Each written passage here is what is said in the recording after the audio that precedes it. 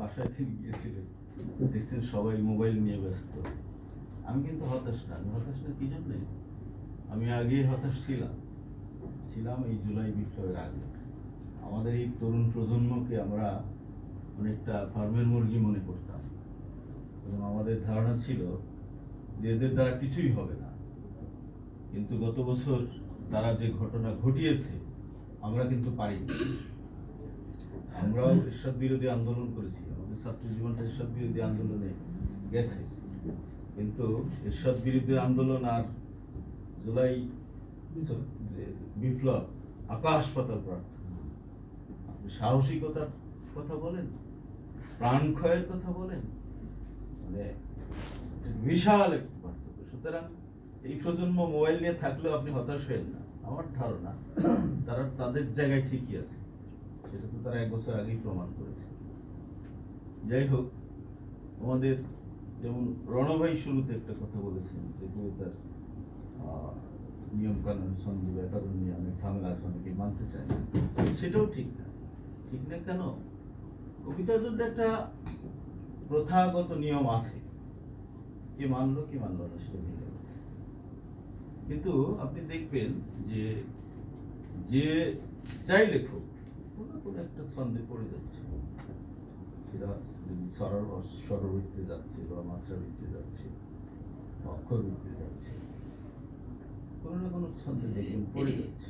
কিন্তু কবির যে জিনিসটা খেয়াল রাখা উচিত সেটা হলো শব্দ প্রয়োগ। একটা শব্দ যেন বারবার এক কবিতার মধ্যে না আসে, অপ্রয়োজনীয় শব্দ যেন না আসে, মানে মানে ইয়ের যেন না আসে, মানে অতিরিক্ত যেন না আসে। এই জিনিসগুলো যদি খেয়াল রাখে আর তার চিন্তাটাকে যদি অন্যের চিন্তার সঙ্গে, অন্যের হৃদয়ের সঙ্গে মিলানোর চেষ্টা করে, তাহলে তার কবিতা জনপ্রিয় হতে বাধ্য। এতে কোনো হতাশ হওয়ার কিছু নেই, কবির চিন্তাটা সেটা হোক। যাই হোক, আমি সবাইকে আবার অভিনন্দন এবং কৃতজ্ঞতা জানিয়ে শাহীন ভাইয়ের আলোচনা শুনব। সেই আলোচনা শোনার অপেক্ষায় থেকে আবারও সবাইকে অভিনন্দন জানিয়ে আমার বক্তব্য এখানে শেষ করছি। সবাইকে কবিতা পড়ি, যেহেতু আমার লেখা বইটাই অনেক পুরনো কবিতা। এটা 1986 সালে লেখা, তখন আমি অনার্স ফার্স্ট ইয়ার। আমাদের কবিতা জন্ম হয়নি 86 সালে, বাংলা অনার্স প্রথম বর্ষে পড়ি, ওই সময় লেখা কবিতা। আমার সুনন্দা কাব্যগ্রন্থের প্রথম কবিতা। আমার লেখা 2টা কবিতা মুখস্থ আছে, নিজের লেখা কবিতা, একটা দেশের কবিতা, একটা রোমান্টিক কবিতা। এইটি রোমান্টিক কবিতাটাই করি। কবিতার নাম অসীম গহ্বর।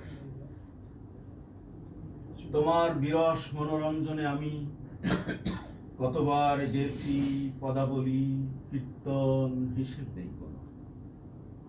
যদি ধস নামে হৃদয়ে তোমার অচিন গহ্বর, আমি খুঁজবো সবই, করবো আবিষ্কার।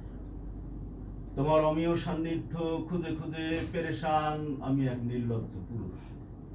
প্রিয়তমা প্রেমিকা রকাল বৈকল্যে নাজেহাল যেমন প্রেমিকের বৈভব।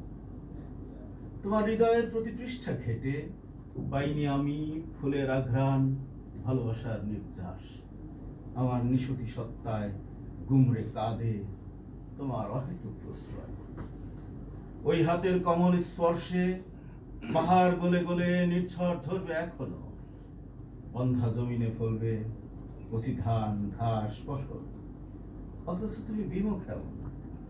বিদগ্ধ আমি আল মাহমুদের কবিতায় খুঁজি নারী উপমা। ধন্যবাদ।